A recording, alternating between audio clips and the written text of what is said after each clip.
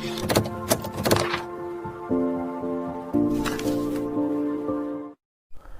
के इस वीडियो में मैं आपको एपी के इम्पॉर्टेंट क्वेश्चन बताऊंगा एक्सरसाइज 5.2 के एनसीईआरटी से। क्वेश्चन नंबर 7 वो कह रहे हैं find the 31st term of an AP whose 11th term is 38, जिसकी 11th टर्म बोला कितनी है 38 है, और 16th टर्म कितनी है बोला 73 है। तो पहले मेरे पास दो इक्वेशंस हैं, ये दो कंडीशंस हैं, इन दो कंडीशन से मैं दो इक्वेशन क्रिएट करूँगा। ठीक है, तो पहले मैं इससे करूँगा कि 11th टर्म की जो वैल्यू है 38 है। तो जो मेरा जनरल फार्मूला होता है ए एन का, एन टर्म का, वो होता है a plus n minus one into d. ठीक है, तो ए की जगह मैं क्या पुट करूँगा, ए ही रहने दूंगा। एन की जगह मैं क्या पुट कर सकता हूँ 11 minus one into D. D मेरे को पता नहीं है, तो यहाँ पे कितना हो गया मेरा, डी की जगह मैंने डी पुट कर दिया, और 11 टर्म की जो वैल्यू है वो कितनी है 38 है। ठीक है, अब ये क्या बनेगा a प्लस 10d, और ये कितने के बराबर आ गया 38 के बराबर आ गया। ये मेरी इक्वेशन फर्स्ट आ गई। क्योंकि मुझे 31st टर्म अगर मुझे निकालनी है तो मुझे दो चीज़ें पता होनी चाहिए, a और d तो पता होनी चाहिए, n तो मेरे को पता है। तो दो टर्म निकालने के लिए दो इक्वेशनें दे रखी है उन्होंने मेरे को। एक 11 टर्म की वैल्यू 38 बता रही है, वहाँ से मेरी पहली इक्वेशन बन गई। दूसरी मेरे को 16th टर्म की वैल्यू बता रही है 73। तो 16 टर्म की वैल्यू 73 है। तो मैं उससे सेकेंड इक्वेशन बनाऊंगा। क्या लिखूंगा, मैं लिखूंगा उसको a n equals to a plus n minus one into d. Similarly जिस तरीके से हमने ऊपर वाले में करा था उसी तरह से यहाँ पे पुट करेंगे। मेरे को 16 टर्म की वैल्यू कितनी है 73 है, तो 73 लिख दूंगा ए एन की जगह, ए प्लस यहाँ पे कितने लिख सकता हूँ मैं 16 माइनस वन इंटू डी। ये कितना आ गया आपके पास ए प्लस 15d, 16 में सुन जाएगा 15d इक्वस टू 73। ये मेरी बन गई इक्वेशन नंबर सेकंड। अब हमने linear equation in two variable में पढ़ा है, चाहे एलिमिनेशन मेथड हो, चाहे सब्स्टिट्यूट, चाहे क्रॉस मल्टीप्लिकेशन, किसी मेथड से करेंगे तो आपके आंसर तीनों मेथडों से सही लगेगा। मैं यहाँ पे आपको सिंपल तरीके से बताता हूँ। फ्रॉम यहाँ पे इसके बाद क्या लिख सकते हैं, from equation first and second की, फर्स्ट और सेकंड इक्वेशन से हम क्या सॉल्व कर सकते हैं।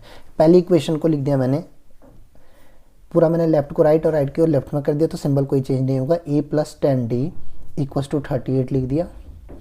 और दूसरी वाली इक्वेशन को क्या लिख सकता हूँ, ए प्लस 15d इक्वस टू 73।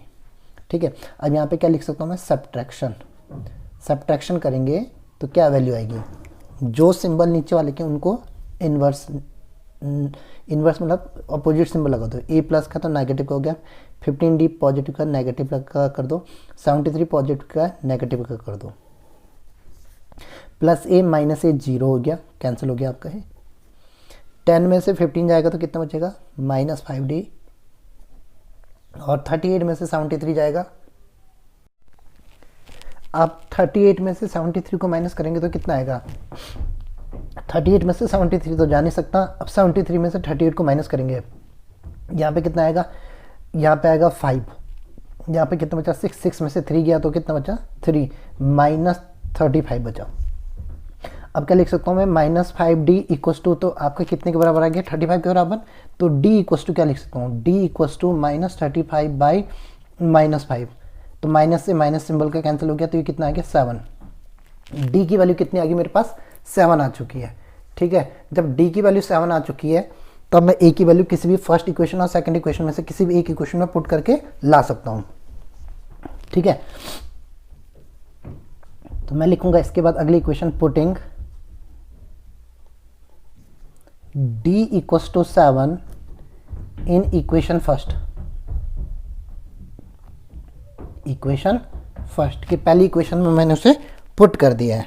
ठीक है, अब जो हमारी पहली इक्वेशन है वो ध्यान से देखते हैं। पहली वाली इक्वेशन क्या है मेरे पास, ये है 38 equals to a plus 10d। तो मैं इसको कैसे लिख सकता हूँ, a plus 10d equals to 38। अब मैं यहाँ पे a प्लस 10 इंटू 7 लिख सकता हूँ, है ना, इक्वल्स टू 38 लिख सकता हूँ। 7 10 जा कितना हो गया 70 प्लस ए इक्वल्स टू 38 38 हो गया। अब इसको आगे फर्दर कैसे कर सकता हूँ, ए इक्वल्स टू 38 माइनस 70 तो नेगेटिव में आ रहा है आपका ए, कितना आ रहा है 2, 70 में से 38 को सब्ट्रैक्ट कर देते तो कितना आ गया -22। ए की वैल्यू कितनी आ रही है -22। देखिए ए की वैल्यू आ रही है -22, ठीक है, और डिफरेंस कितना आ रहा है, डी की वैल्यू कितनी आ रही है, डी की वैल्यू आ रही है 7। अब इन दोनों के हेल्प से, इसकी और इसकी ए और डी की वैल्यू हेल्प से हमें कौन सी वैल्यू निकालनी है, हमें निकालनी है कौन सी टर्म, 31st टर्म की वैल्यू। 31st टर्म की वैल्यू निकालनी है मुझे, किसकी वैल्यू निकालनी थी, 31st टर्म की वैल्यू निकालनी है, इस वाले की। तो फिर एपी का जनरल फॉर्मूला लगा देंगे एन टर्म का। क्या लिख सकता हूँ मैं, a n equals to a plus n minus 1 into d. A की जगह क्या रख सकता हूँ मैं, ए की जगह रख सकता हूँ -22, एन की जगह 31 माइनस 1 इंटू डी की जगह 7, -22 प्लस 30 इंटू 7, 7 3 जा 21, 210 आ गया -22, ठीक है। अब 210 में से 22 को हटा देते हैं तो कितना आएगा, यहाँ पे आएगा आपका 8, यहाँ पे आएगा कितना 10, कितना हो गया अभी यहाँ पे 10 हो गया ना, 1 चले गया 10 28, ये गलत तो नहीं कर दिया, 32, हो एक गलती कर दिया 22 38 जो है हमारा 38 में से 70 जाएगा तो मेरे पास क्या बचेगा, ये बचेगा 32। तो ए मेरे पास कितना हो गया 32 हो गया, ए की वैल्यू जो होगी वो 32 हो गई है, ठीक है 32, इसे 32 लिखना पड़ेगा मुझे, ठीक है। अब 32 माइनस करोगे तो यहाँ पे कितना बचेगा 10 में से 3 गया तो कितना बचा 7, तो आंसर कितना आएगा 178 आएगा। कौन सी टर्म की वैल्यू, ये आएगी 31st टर्म की वैल्यू जो आएगी 178 आएगा आपका, ठीक है। तो मेरे हिसाब से ये क्वेश्चन, इस पैटर्न के क्वेश्चन आप कर सकते हो, इंपॉर्टेंट पैटर्न है, ध्यान से समझिएगा। जब भी आपको कोई टर्म निकालने की दे रखी हो और कुछ टर्में दे रखी हो तो पहले उनसे जनरल इक्वेशन में डाल करके वैल्यू पुट कर करके वहाँ से ए और डी की वैल्यू निकाल सकते हैं और उसके बाद आगे क्वेश्चन को सॉल्व कर सकते हैं, ठीक है। ये क्वेश्चन नंबर 7 हमारा कंप्लीट हो गया है। क्वेश्चन नंबर 9th में क्या बोल रहा हूँ, if the third and 9th term of an AP is 4, कि मतलब जिसकी थर्ड टर्म की वैल्यू जो है 4 के बराबर है, तो हम इसमें जनरल इक्वेशन में क्या लिख सकते हैं, a n equals to a plus n minus 1 into d, ये लिख सकते हैं। थर्ड टर्म की वैल्यू कितनी आ रही है, बोला 4 के बराबर आ रही है, 4 लिख दिया हमने, ए की जगह ए रहने दिया, प्लस एन की जगह क्या पुट कर सकता हूँ मैं 3 माइनस 1 इंटू डी, तो इससे क्या बन गया आपका 4 को 4 एज इट इज, ए को ए एज इट इज, 3 में से 1 गया तो 2d, ये बन गई मेरी पहली इक्वेशन, ठीक है। उसके बाद क्या बोल रहा हो, क्वेश्चन क्या कह रहा है, कह रहा है कि 9th term of an AP is -8, की 9th टर्म की जो वैल्यू है वो कितनी है 8 है। तो जनरल फॉर्मूला लगाएंगे a n equals to a plus n minus 1 into d, a को ए रहने देंगे, एन की जगह क्या पुट कर सकता हूँ मैं 9 माइनस 1 इंटू 8, ए एन की जगह क्या पुट कर सकता हूँ -8, ठीक है। तो -8 equals to a plus 8d, ये बन गया मेरा सेकंड इक्वेशन रिस्पेक्टिवली, है ना। तो पहला वाला पहले के लिए, दूसरा वाला दूसरे के लिए। Which term of an A P 0, तो बोला कि ये बताइए कि 0 कब आएगा, कोई नहीं 0 तो निकाल ही लेंगे हम लोग। पहले हमें ए और डी पता होना चाहिए, जैसे हमने पिछले क्वेश्चन में करा था, तो पहले हमें ए और डी पता होना चाहिए। तो फ्रॉम क्या लिख सकता हूँ मैं, from equation first and second. First equation कितनी है मेरी, a plus 2d equals to 4, और अगली इक्वेशन क्या है मेरे पास, a plus 8d equals to -8। लिखेंगे सब्ट्रैक्शन, तो नीचे वाले सारे टर्मों के जो होंगे सिंबल चेंज हो जाएंगे। a प्लस का है माइनस का हो जाएगा, 8d प्लस का है माइनस का हो जाएगा, 8 प्लस का है माइनस का है प्लस का हो जाएगा, है ना।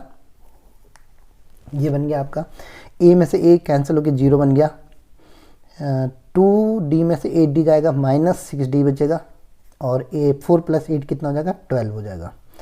ठीक है, तो यहाँ पे से क्या आ जाएगा 6d। अब आगे क्या लिख सकता हूँ मैं से, 6d equals to 12 minus 6d, तो d equals to 12 upon -6, that is -2। अब d की वैल्यू कितनी आ गई हमारे पास, -2। ऐसे अलग से लिख देता हूँ कि d जो आ चुका है वो -2 के बराबर है मेरे पास।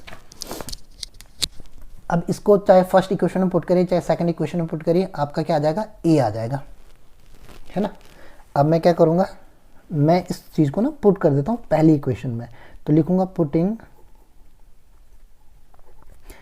d equals to -2 in equation first equation में पुट कर दिया मैंने। तो पहली इक्वेशन मेरे पास क्या है, मेरे पास है 4a equals to a plus 2d equals to 4। ठीक है, तो a को a रहने देता हूँ, +2 इंटू -2 इक्वल्स टू 4, तो कितना जाएगा, a plus a minus 4 equals to 4, a equals to 4 plus 4, उस तरफ जाएगा -4 प्लस हो जाएगा, तो a इक्वल्स टू कितना आ गया, 4 प्लस 4 कितना आ गया, 8। ठीक है, अब मेरे पास दूसरी चीज़ क्या निकल गई है, a की वैल्यू निकल गई है।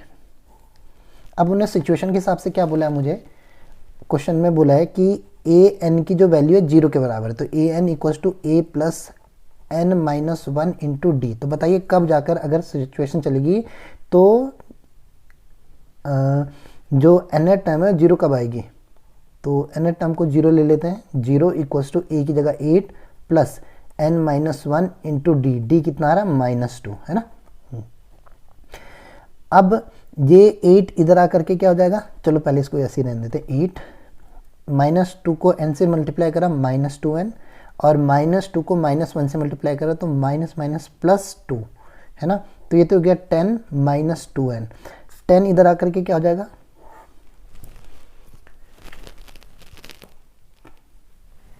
10 जो यहाँ प्लस का यहाँ करके क्या हो जाएगा, -10 इक्वल्स टू -2n, तो n इक्वल्स टू कितने के बराबर आ गया, -10 upon -2, that is 5th term. कि जो nth टर्म होगी 0 कब आएगी, जब वो 5th टर्म पे चलेगा। ठीक है, करके देखें, थोड़ा प्रैक्टिकली समझते हैं चलो इस क्वेश्चन को कि क्या बोलना चाह रहे हो। वो कह रहे हैं कि AP है, ठीक है, जिसकी पहली टर्म कितनी है, पहली टर्म 8 है, और फिर उसमें से D मतलब कॉमन डिफरेंस कितने का है, -2 का है, तो -2 करते रहें तो 0 कब आएगा, तो उसका AP अगर बना रहे हो तो हम कैसे बनेगा, 8 में से 2 जाएगा तो कितना बचेगा, 6 में से 2 जाएगा तो 4 में से 2 जाएगा तो कितना, 2 में से 2 जाएगा तो 0। तो देखते हैं कौन से नंबर की टर्म आती है, फर्स्ट, सेकंड, थर्ड, फोर्थ और फिफ्थ, और हमारा आंसर भी क्या है, 5th टर्म ही आया है। अब हमारा नेक्स्ट है क्वेश्चन नंबर 10th। वो क्या कह रहे हैं क्वेश्चन नंबर 10th में, वो कह रहे हैं कि the 17th term of an AP exceed its 10th term by 7, कि जो 17 टर्म है वो 10th टर्म से कितना ज़्यादा है, 7 ज़्यादा है। फाइंड द कॉमन डिफरेंस, तो कॉमन डिफरेंस फाइंड आउट करिए। ठीक है, तो पहले हमें सबसे पहले ये देखना पड़ेगा कि जनरल फार्मूला क्या होता है nth टर्म का, तो वो होता है हमारा an equals to a plus n minus 1 into d. तो अगर मुझे 17 टर्म लिखनी होगी तो मैं कैसे लिखूंगा, a17, तो a plus 17 minus 1 into D लिखूंगा, तो a प्लस 17 में से 1 गया तो कितना बचा, 16d। ये आ गई आपकी 17th टर्म, ये पहली इक्वेशन बन गई, है ना। क्योंकि जो हमें गिवन है पहले उससे टर्म्स तो बना लिया हम कि कौन सी टर्म है। फिर उन्होंने बोला 10th टर्म, वो दूसरी बार किसकी बात करें, 10th टर्म के, तो 10th टर्म देखते हैं क्या फॉर्मूला बनेगा भाई, a n equals to a plus n minus 1 into d, तो ए 10th टर्म की वैल्यू ए प्लस 10 माइनस 1 इंटू डी लिखेंगे, तो 10th टर्म की जो वैल्यू आएगी ए प्लस 9d के बराबर बनेगी, सेकंड इक्वेशन। अब उन्होंने क्या बोला कि जो 17th टर्म है वो 10th टर्म से कितनी ज़्यादा है, 7 ज़्यादा है। तो अगर मैं सब्ट्रैक्ट कर दूं किसको, कौन सी क्वेश्चन, सेकंड फ्रॉम फर्स्ट, तो मेरा क्या आएगा, 7 के बराबर ही तो आएगा। कि अगर मैंने 17th टर्म में से 16th टर्म वो 10th टर्म को माइनस किया तो मेरा जो आंसर आएगा वो किसके बराबर आएगा, 7 के बराबर आएगा। कि जो 17 टर्म है 10th टर्म से 7 ज़्यादा है, ठीक है।